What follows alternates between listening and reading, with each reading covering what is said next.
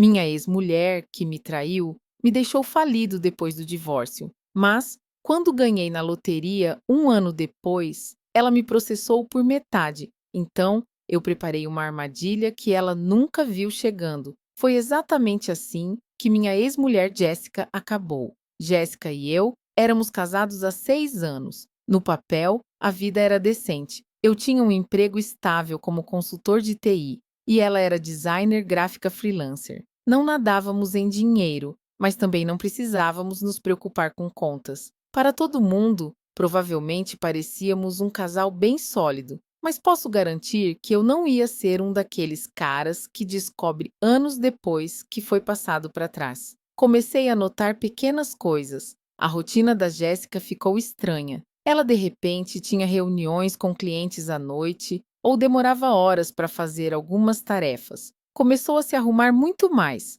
salto alto, maquiagem, tudo isso. Mesmo que ela supostamente só fosse tomar um café com um cliente, o celular parecia grudado na mão dela, mas nunca mais deixava a tela virada para cima na mesa. Eu não era do tipo que pula para conclusões, mas também não sou idiota. Algo não estava batendo. Decidi testar a situação. Numa noite, perguntei casualmente como tinha sido o dia dela, o que o cliente queria, essas coisas. Ela deu respostas vagas e mudou de assunto rápido. Parecia que queria fugir da conversa o quanto antes. Não insisti, mas também não deixei passar. Nas semanas seguintes, comecei a prestar mais atenção. Ela saía de casa para trabalhar em horários estranhos, mas não levava o laptop. As redes sociais dela começaram a aparecer o perfil de uma mulher solteira, postando selfies com legendas vagas sobre liberdade e felicidade, esse tipo de coisa. O ponto de virada foi numa noite em que ela deixou o laptop aberto. Eu não estava procurando nada, só ia tirar do caminho. Mas quando peguei, apareceu uma notificação de mensagem. O iMessage dela estava sincronizado com o laptop. Era de um tal de Kyle na noite anterior. Foi incrível. Eu poderia ter explodido ali mesmo, mas não fiz. Sou planejador por natureza e não ia dar a ela chance de manipular a história. Em vez disso, abri a mensagem. Claro que era exatamente o que eu imaginava. Uma conversa inteira entre ela e o Kyle, com mais de 2 meses de mensagens. Eles falavam de tudo, como se conheceram numa aula de yoga, encontros secretos e até como ela planejava me deixar quando chegasse a hora certa. Eu não estava só com raiva, estava focado. Encaminhei as mensagens para mim mesmo, tirei prints de tudo e juntei uma pasta cheia de provas. Não ia dar nenhum espaço para ela escapar. No dia seguinte, liguei para um advogado, expliquei a situação, mostrei o que tinha e perguntei quais eram minhas opções. Ele disse que ia ser uma luta, especialmente porque não tínhamos acordo pré-nupcial, mas, com as provas, tínhamos um caso sólido para o divórcio por infidelidade. Quando finalmente encarei a Jéssica, não gritei nem perdi a paciência. Só mostrei as mensagens e disse: Então, quando você planejava me contar? Ela congelou. Por um instante, tentou negar, mas a prova era esmagadora. Depois mudou de tática, dizendo que eu não prestava atenção nela e não a fazia se sentir valorizada. Parei isso na hora. Não é sobre mim, é sobre você e você sabe disso. Estamos acabados. Foi aí que a batalha real começou. Jéssica não ia me deixar sair sem pagar. Contratou advogados e veio atrás de tudo que podia. Metade das minhas economias, a casa, o carro, até parte da minha aposentadoria. Alegava que sacrificou muito pelo casamento e merecia sua parte. O processo de divórcio foi um inferno. O advogado dela usou todos os truques para arrastar o caso e me fazer a vida difícil. Em um momento, Jéssica até disse que precisava de mais dinheiro porque me apoiava emocionalmente enquanto eu construía minha carreira. A audácia era inacreditável. Meu advogado disse que eu tinha boas chances de manter a maior parte do que trabalhei se fosse para a justiça, mas depois de meses de ida e volta, só queria acabar com aquilo. Então, fiz uma escolha. Deixei ela ficar com tudo. Não valia a pena o desgaste mental continuar lutando. No dia que o divórcio foi finalizado, senti um peso sair dos meus ombros. Claro, estava quebrado, mas estava livre. Na época, nem fazia ideia do quanto a vida ia me devolver em karma. Depois do divórcio, minha vida se resumiu a duas coisas: trabalho e sobrevivência. Recomeçar do zero não era só um clichê para mim, era minha realidade. Eu tinha 35 anos, morando num apartamento de um quarto na periferia, com móveis que peguei em brechós ou recolhi na rua. Minha vida confortável, com casa e carro que amava, tinha acabado. Mas honestamente, eu estava determinado demais para ficar remoendo. O apartamento não era grande coisa. Chão arranhado, cozinha apertada para duas pessoas, vizinhos que achavam que cantar karaokê às 2 da manhã era legal. A sala tinha um sofá-cama que achei no Craigslist e uma TV que só funcionava se eu desse umas batidas na lateral. As paredes estavam nuas, a geladeira quase vazia, mas era minha, sem Jéssica, sem Kyle, sem lembranças constantes do quanto eu tinha sido passado para trás. Me joguei no trabalho. Meu emprego como consultor de TI não era glamuroso, mas pagava as contas, e eu era bom nisso. Pegava todos os turnos extras que podia, fazia freelas no tempo livre. Dias e noites se confundiam, raramente descansava. Dormir virou opção. Não era o jeito mais saudável de viver, mas tinha um objetivo: reconstruir minhas economias e provar para mim mesmo que podia prosperar sem Jéssica ou qualquer outra pessoa. Os primeiros meses foram difíceis. Minha conta bancária era uma piada e eu estava sempre exausto. Sentava depois de um dia de 12 horas, encarava a pilha de contas na mesa de centro e me perguntava como tinha chegado ali, mas logo me lembrava que estava livre. Chega de Jéssica me dizendo que eu não era suficiente. Chega de fingir que tudo estava bem enquanto ela levava uma vida dupla. Só esse pensamento já me dava força para continuar. Uma coisa que percebi rápido foi o quanto eu realmente precisava de pouco. Quando você fica no básico, descobre o que é realmente importante. Eu não precisava de roupas caras, um carro novo ou um apartamento perfeitamente decorado. Eu precisava de um teto, comida na mesa e vontade de seguir em frente. Foi quase libertador largar todas aquelas coisas materiais que Jéssica tanto valorizava. Claro que as redes sociais não ajudavam. Jéssica e Kyle estavam curtindo a vida, ou pelo menos era isso que queriam que todo mundo achasse. Fotos deles relaxando na piscina da minha casa, sorrindo ao lado do meu carro, agindo como se o relacionamento deles fosse um sonho, apareciam no meu feed toda semana. Eu poderia ter bloqueado ela, mas uma parte de mim queria ver como aquilo ia acabar. Eu sabia que não duraria. Pessoas como Jéssica e Kyle estão condenadas à autodestruição. E não deu outra. Começaram a aparecer as falhas. Amigos em comum me contaram que Kyle não era o cara responsável e amoroso que Jéssica pintava. Ele largou o emprego na academia e passava a maior parte do tempo na balada, gastando o dinheiro dela. Pelo visto, ela bancava tudo: supermercado, contas, até as bebidas dele no bar. A casa pela qual ela lutou tanto já estava caindo aos pedaços, porque nenhum dos dois se importava em cuidar dela. E o carro? Kyle bateu em uma caixa de correio em menos de 6 meses. Confesso que ouvir sobre a queda deles me deu uma certa satisfação. Ok, talvez um pouco mais que isso, mas não fiquei remoendo muito. Eu tinha minha própria vida para cuidar e, pela primeira vez em anos, começava a ver progresso. Uma das primeiras grandes conquistas foi pagar minhas dívidas. Entre o divórcio e Jéssica esvaziando nossas contas conjuntas, fiquei com uma montanha de contas no cartão e alguns empréstimos para quitar. Foram meses de economizar e apertar o cinto, mas uma a uma eu fui eliminando todas. No dia que quitei a última, comemorei com uma pizza congelada barata e uma maratona de 6 horas da minha série favorita. Não foi nada glamuroso, mas me senti muito bem. Depois veio a reconstrução da poupança. Montei um orçamento rígido, cortando tudo que não fosse essencial. Nada de comer fora, compras por impulso ou gastar com coisas que não precisava. Virei o rei do meal prep, comendo sempre a mesma combinação: frango, arroz e legumes, semana após semana. Não era emocionante, mas funcionava. Devagar e sempre, minha conta bancária começou a crescer. Nessa época, também comecei a cuidar melhor de mim. O divórcio tinha cobrado seu preço na minha saúde física e mental. e eu estava cansado de me sentir mal o tempo todo. Me matriculei numa academia local, não a do Kyle, claro, e comecei a treinar algumas vezes por semana. Não era para vingança nem para parecer melhor que o Kyle.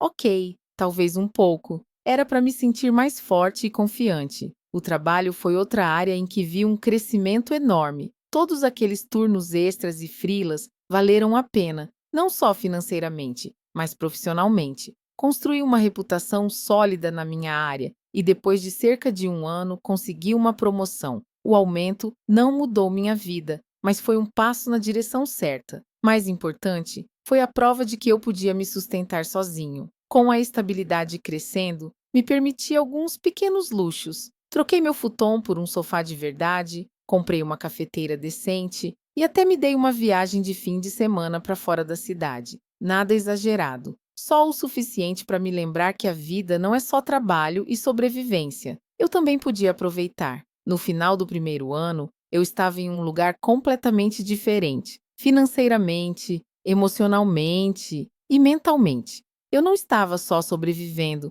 estava prosperando. Jessica e Kyle, nem tanto.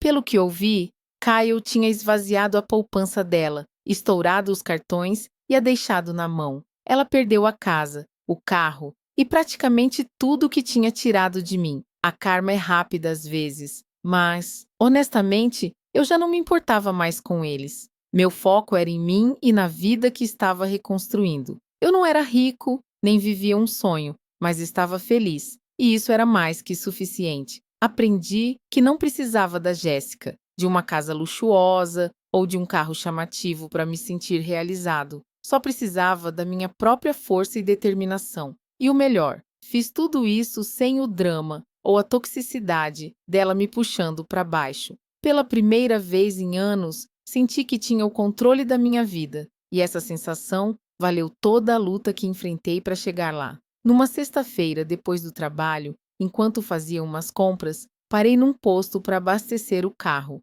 Estava na fila para pagar uma soda quando vi um display colorido de bilhetes de loteria ao lado do caixa. Normalmente, nem daria bola para isso. Não sou do tipo que gasta dinheiro com chances mínimas, mas por alguma razão pensei, por que não? E peguei um bilhete, guardei no bolso do casaco e esqueci. O fim de semana passou e o bilhete foi completamente esquecido. Alguns dias depois, jantando e mexendo no celular, vi uma notícia sobre um prêmio da loteria não reclamado. O bilhete vencedor tinha sido vendido num posto da minha cidade. Meu coração disparou. Levantei, revirei o casaco e puxei o bilhete amassado. Não esperava nada, era só uma compra por impulso. Mas quando conferi os números, quase deixei o celular cair. Todos os números batiam. Fiquei ali por um tempo que parecia uma eternidade, encarando o bilhete e atualizando o site, para ter certeza de que não estava vendo coisa. Isso não acontece com gente como eu. Quem ganha na loteria, afinal? No dia seguinte, levei o bilhete ao escritório da loteria para confirmar. Eles conferiram os números e, claro, era real. Depois dos impostos, eu teria cerca de 10 milhões de dólares. 10 milhões. Meu cérebro não conseguia processar. Não contei para ninguém. Não queria ser aquele cara que gasta tudo em besteira e fica quebrado em um ano. Fiz umas pesquisas, contratei um consultor financeiro e um advogado antes de reclamar o prêmio. Eles me ajudaram a criar um fundo fiduciário para que eu pudesse receber o dinheiro anonimamente. Foi a melhor decisão que tomei. Quando o dinheiro caiu na minha conta, sentei e fiz um plano. Não queria ser mais uma daquelas histórias de ganhador da loteria que perde tudo porque se perdeu em gastos. Meu consultor ajudou a aplicar a maior parte em investimentos e contas com alta rentabilidade. Não ia tocar nesse dinheiro, a não ser que fosse realmente necessário. Mas me dei alguns pequenos luxos. Primeiro, saí do meu apartamento minúsculo e comprei uma casa modesta num bairro tranquilo, nada extravagante, só uma casa de 3 quartos, com um quintal legal e bastante espaço. Foi bom ter um lar que era só meu. Depois, troquei meu sedã velho e acabado por um carro novo e confiável. Nada chamativo, só algo confortável e que não me deixasse na mão. Também comprei umas coisas legais para casa. Depois de anos dormindo em móveis usados, parecia um luxo, mas era só isso. Nada de férias extravagantes, roupas de grife, relógios caros. Eu não precisava de nada disso. O que eu precisava era de paz de espírito, e pela primeira vez em anos eu a tinha. A parte mais estranha de ganhar na loteria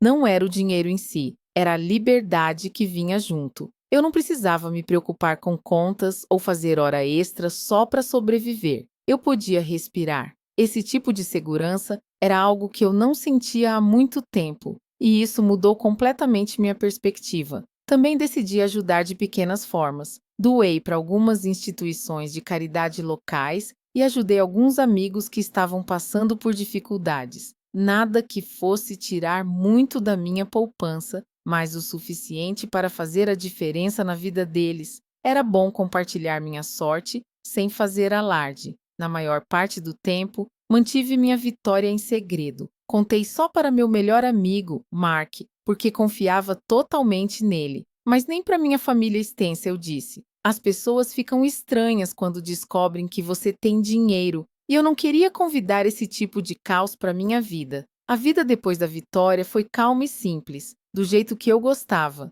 Continuei trabalhando meio período como consultor, principalmente porque gostava e queria me manter ocupado. Passei meu tempo livre, arrumando a casa, indo à academia e aproveitando a estabilidade que tinha conquistado. Ganhar na loteria não me tornou uma pessoa diferente, não resolveu todos os meus problemas, nem fez minha vida perfeita, mas me deu a chance de recomeçar do meu jeito, e por isso eu era grato. Mal sabia eu que meu passado não estava tão distante quanto eu pensava, mas por enquanto eu estava feliz por estar em um lugar onde podia viver minha vida sem drama, ou pelo menos era o que eu pensava. Deixa eu te contar, nada estraga uma tarde perfeita, como ver sua ex-mulher traidora parada na sua garagem, encostada em um carro alugado como se fosse dona do lugar. Quase não a reconheci no começo. Fazia mais de um ano desde a última vez que eu tinha visto a Jéssica, e a vida não tinha sido gentil com ela. A aparência que ela cuidava tão bem tinha sumido. Parecia que ela tentava fingir a confiança que costumava ter tão naturalmente. Não foi a primeira vez que ouvi dela recentemente. Algumas semanas antes, ela me mandou uma mensagem aleatória no Facebook. Um simples "Oi, Ethan, como você está?" Nem me dei ao trabalho de responder. Depois de tudo que ela me fez passar, a última coisa que eu queria era abrir essa porta de novo. Depois vieram as ligações, números desconhecidos tocando em horários estranhos. Ignorei todas, achando que era ela. A questão com a Jéssica é que ela não desiste fácil, especialmente quando acha que tem algo a ganhar. E eu estava certo. Lá estava ela, sem ser convidada e não bem-vinda, me mostrando um sorriso como se fôssemos velhos amigos. Eu nem perdi tempo com educação. Abri a porta só o suficiente para sair e bloquear a visão dela da casa. Jéssica, o que você quer? Ela inclinou a cabeça, tentando agir casual, mas eu vi tudo. Posso passar só para colocar a conversa em dia? Já faz tanto tempo, Ethan. Cruzei os braços. Não temos nada para colocar em dia. Fale o que veio dizer e vá embora. Ela suspirou, quase abandonando a atuação imediatamente. Tudo bem. Ouvi dizer que você está indo bem. Dizem por aí que você ganhou na loteria. Era isso. Eu não sabia como ela soube. Provavelmente por conhecidos em comum ou rumores nas redes sociais. Mas no momento em que ela disse, soube exatamente por que estava ali. Jéssica não apareceu por nostalgia. Ela sentiu o cheiro do dinheiro e queria uma parte. Mesmo que seja verdade, eu disse, mantendo o tom o mais calmo possível. Isso não tem nada a ver com você. Estamos divorciados, lembra? Ela deu de ombros, como se não fosse nada demais. Só estou dizendo, Ethan, fomos casados por anos. Não acha que tenho direito a alguma coisa? Afinal, eu te apoiei em tanta coisa. Quase ri. Apoiada? Jéssica pegou metade de tudo que eu tinha, incluindo a casa e o carro, e depois fugiu para fazer vida com o Kyle. Mas não ia perder minha energia discutindo com ela. Você não tem direito a nada, disse. O que tenho agora Ganhei depois do divórcio. Você conseguiu o que queria naquela época? Não abuse da sorte. O sorriso dela vacilou e por um momento pensei que ela fosse desistir, mas era essa Jéssica de sempre. Ela não desiste até conseguir o que quer ou se fazer passar por uma completa tola. Acho que a gente devia conversar, disse ela, chegando mais perto. Talvez jantar ou tomar um café. A gente poderia chegar a um acordo que funcione para os dois. Balancei a cabeça. Não há nada para negociar. Você devia ir embora. Sua expressão endureceu e ela abandonou a farsa de amiga.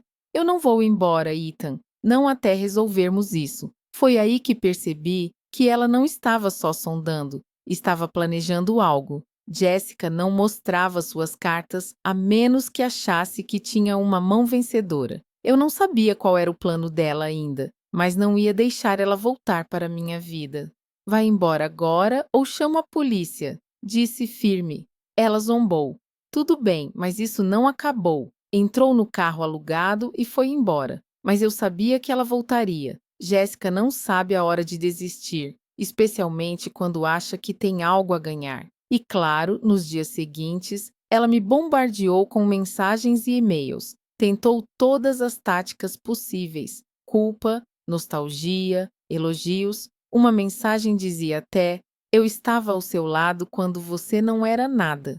Não acha que me deve algo? Ignorei todas. Bloquear o número não adiantou. Ela só passou a me mandar e-mails. Comecei a salvar tudo que ela enviava para o caso. Então, veio a segunda visita não anunciada. Dessa vez, nem tentou ser simpática. Apareceu na minha varanda e exigiu falar. Estou falando sério, Ethan, disse. Precisamos resolver isso. Se você não quiser pelo jeito fácil, vou ter que tomar medidas legais. Levantei uma sobrancelha. Medidas legais? Com base no quê? Já estamos divorciados há mais de um ano, Jéssica. Você não tem nada. Ela sorriu de lado. Ah, eu acho que tenho. Existem leis sobre bens adquiridos durante o casamento. Sabe, se você comprou o bilhete da loteria enquanto ainda éramos casados, eu tenho direito à metade. A lógica dela era tão falha quanto seu senso de direito, mas eu não ia deixar ela perceber que eu estava nervoso. Boa sorte com isso, disse, fechando a porta na cara dela. Passei o resto do dia irritado.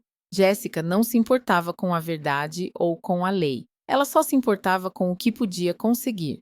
E se ela achava que tinha chance de pegar até um pedaço do meu prêmio, não ia parar. Foi aí que decidi ligar para minha advogada, Amanda. Expliquei a situação e ela me garantiu que Jéssica não tinha chance. O cronograma está claro, disse Amanda. Você comprou e resgatou o bilhete muito depois do divórcio ser finalizado. Ela pode tentar abrir um processo, mas não vai prosperar. Mesmo assim, eu conhecia a Jéssica. Ela não era racional e não desistia fácil. Eu disse para Amanda começar a se preparar, só por precaução. Alguns dias depois, recebi uma intimação judicial. Era ridículo, mas era exatamente o tipo de manobra que eu esperava dela. Por mais frustrante que fosse, eu não estava preocupado. Tinha a Amanda do meu lado e tínhamos os fatos para provar que a alegação da Jéssica não tinha fundamento. Mas isso não significava que não seria uma luta. Jéssica estava determinada a tornar minha vida o mais difícil possível, e eu não ia deixar ela vencer. A batalha estava apenas começando, mas se Jéssica pensava que podia me intimidar para tirar um centavo de mim, ela teria uma grande surpresa. Entrar num tribunal para enfrentar sua ex em uma batalha legal é uma experiência surreal. É como reviver as piores partes da sua vida, só que com todo mundo assistindo. No dia da audiência, cheguei cedo com minha advogada, Amanda. Ela estava calma e tranquila, como sempre, e me garantiu que não tínhamos nada com que nos preocupar. Jéssica, por outro lado, entrou como se estivesse fazendo um teste para algum reality show, toda arrumada, usando o salto alto que ecoava pelo corredor, com aquele sorriso convencido, como se já tivesse ganhado. O advogado dela estava logo atrás, folheando uma pasta cheia do que eu supunha ser um monte de bobagens que tinham inventado. A sala do tribunal era menor do que eu esperava. Não era como aquelas cenas dramáticas que vemos na TV. Só tinha um juiz, um escrivão e algumas pessoas. Jéssica sentou de um lado com seu advogado e eu do outro com a Amanda. O juiz começou revisando os pontos básicos do caso. A alegação da Jéssica era que meus ganhos da loteria eram bens matrimoniais que eu teria escondido durante o divórcio. O advogado dela argumentou que eu teria intencionalmente ocultado o bilhete, privando-a do que ela tinha direito legalmente. Quando foi a vez da Amanda responder, ela começou a desmontar o argumento deles peça por peça. Explicou que o bilhete foi comprado e reivindicado depois que o divórcio foi finalizado. Ela apresentou ao juiz documentos oficiais da comissão da loteria mostrando as datas exatas da compra do bilhete e quando os prêmios foram retirados. Depois, Amanda trouxe a arma pesada, meus registros financeiros. Ela mostrou ao tribunal que o depósito do prêmio da loteria aconteceu muito depois do divórcio e estava completamente separado das contas conjuntas que Jéssica e eu tínhamos durante o casamento. O juiz assentiu, absorvendo tudo, mas eu percebia que o advogado da Jéssica não ia desistir tão facilmente. Em seguida, foi a vez da própria Jéssica subir ao banco das testemunhas. Ela fez um discurso cheio de lágrimas sobre como nosso casamento foi difícil para ela, quanto ela sacrificou e como se sentiu traída ao descobrir sobre o prêmio. Era pura encenação. Em um momento, ela chegou a dizer: "Eu confiei nele e ele escondeu isso de mim. Acho que nunca vou me recuperar dessa decepção." Recuperar-se de quê? Ela não estava se recuperando de mim, estava se recuperando do Kyle, que a sugou até não sobrar nada. Mas é claro que ela não falou isso. Quando a Amanda a interrogou, as coisas ficaram interessantes. Amanda começou confirmando a linha do tempo. Jéssica, seu divórcio do Ethan foi finalizado nesta data, correto? Jéssica assentiu. E você viu os documentos que mostram que o bilhete foi comprado depois dessa data? Não viu? Jéssica tentou escapar, dizendo: "Não sei quando ele comprou. Para o que eu sei, ele poderia ter comprado enquanto ainda estávamos casados e só aguardado para reivindicar." Amanda não perdeu o ritmo. Você está sugerindo que a comissão da loteria falsificaria seus registros para alinhar com o cronograma do Ethan? Jéssica gaguejou, claramente pega de surpresa. Eu não estou dizendo isso, mas... Mas o quê? Amanda pressionou. As evidências são claras. Você mesma viu. Não há sobreposição entre o casamento de vocês e os ganhos da loteria. Não é verdade? Jéssica não teve escolha senão admitir.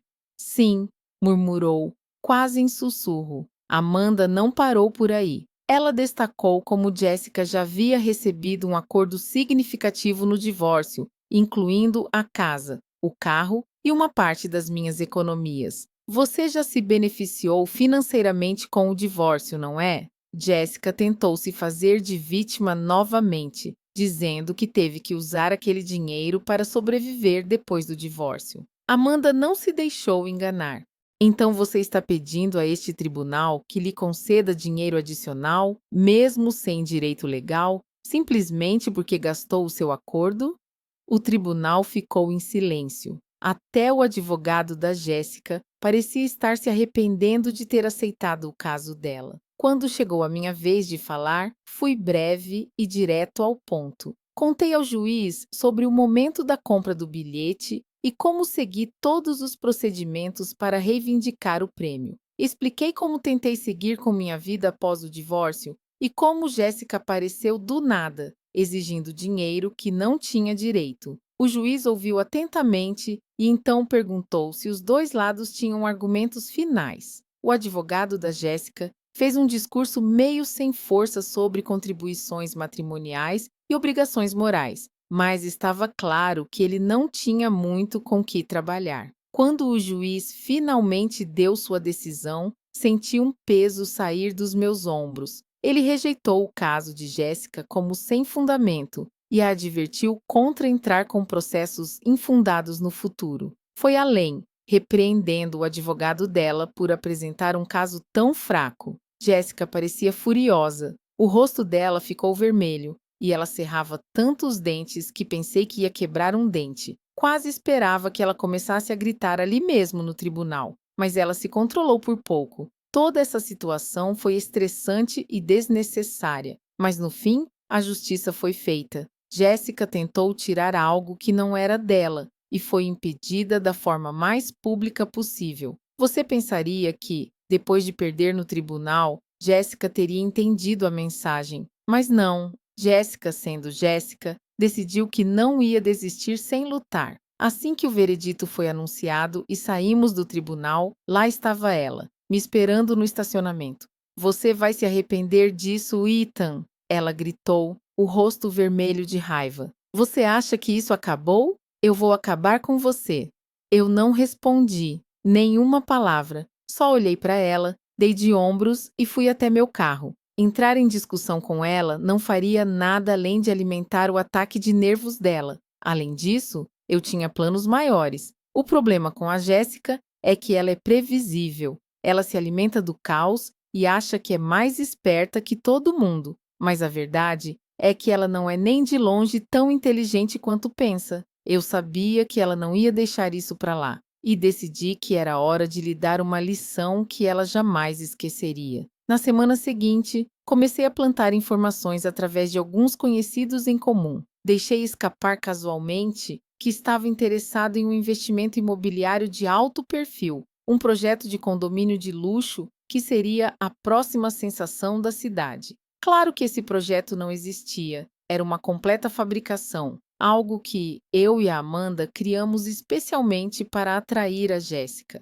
Previsivelmente, a notícia chegou até ela. Não demorou para que ela entrasse em contato por meio de um dos mesmos conhecidos em comum, dizendo que poderia estar interessada em fazer parceria comigo nesse negócio imaginário. Ela fez parecer que estava me fazendo um favor, dizendo que tinha conexões no ramo imobiliário e poderia ajudar a viabilizar o projeto. Eu deixei que ela achasse que estava puxando as cordas. Disse que estava interessada e que marcaria uma reunião com os desenvolvedores do projeto. O que Jéssica não sabia era que os desenvolvedores eram, na verdade, Amanda e um colega advogado dela, fingindo ser executivos do mercado imobiliário. Na reunião, Jéssica chegou toda produzida, se comportando como uma investidora poderosa. Soltou todos os jargões: ROI, participações acionárias, tendências de mercado, e ficou claro que ela estava tentando nos convencer que entendia do assunto. Ela trouxe documentos financeiros falsos para provar que poderia sustentar o investimento. Era exatamente isso que esperávamos. Amanda e seu colega entraram no jogo, fazendo perguntas e fingindo estar impressionados com as credenciais dela. Enquanto isso, eu fiquei observando, deixando que ela se aprofundasse cada vez mais na armadilha. No final da reunião, Jéssica estava praticamente radiante de confiança. Provavelmente achava que tinha nos enganado, que ia conseguir um pedaço desse investimento imobiliário inventado. Ela não fazia ideia do que estava por vir. Depois da reunião, Amanda e eu revisamos os documentos que Jéssica forneceu. Eles eram ridiculamente falsos. Extratos bancários mal falsificados, cartas de crédito forjadas e um monte de besteira inventada sobre seus bens. Era fraude, pura e simples. Levamos tudo às autoridades, que ficaram mais do que felizes em se envolver. Casos de fraude como esse são a especialidade deles, e Jéssica lhes entregou todas as provas numa bandeja de prata. Algumas semanas depois, Jéssica foi presa. Pelo que ouvi, ela foi pega completamente de surpresa. Não fazia ideia de que a tal oportunidade de investimento era uma operação para pegá-la até as algemas estarem em seus pulsos. A repercussão foi espetacular.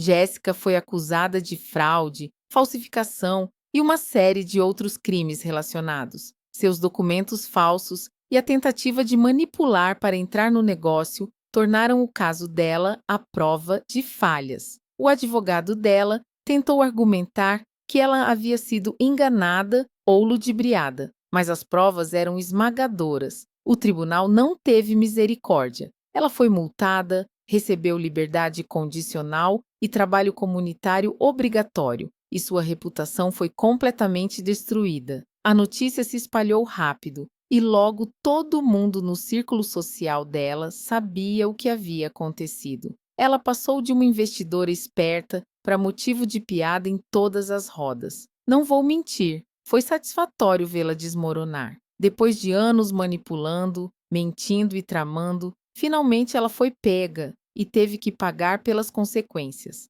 Não se tratava só do dinheiro ou do investimento falso. Era sobre mostrar para ela que não podia continuar pisando nas pessoas impunemente. Para mim, essa foi a vingança perfeita. Não precisei gritar, brigar ou baixar ao nível dela. Deixei que a própria ganância e arrogância dela fizessem o trabalho por mim. Ela achou que podia me superar em esperteza, mas no final só se deu mal. Depois que o caso acabou, Jéssica tentou me procurar uma última vez. Mandou um e-mail longo, confuso e cheio de desculpas. Culpou todo mundo, menos a si mesma, alegou que foi encurralada e não teve escolha. Até teve a coragem de pedir ajuda financeira só até as coisas se acalmarem. Eu não respondi, nem precisava. Ela fez a cama e agora tinha que dormir nela. Toda essa história me ensinou muito, não só sobre a Jéssica, mas sobre mim mesmo. Percebi que me afastar de alguém como ela foi a melhor decisão que tomei. Ganhar na loteria foi ótimo, claro, mas o verdadeiro prêmio foi me libertar da toxicidade dela e saber que eu sairia por cima. Não importava o quanto ela tentasse me derrubar. Jéssica achava que podia acabar comigo, mas quem acabou se destruindo foi ela. E honestamente, estou bem com isso.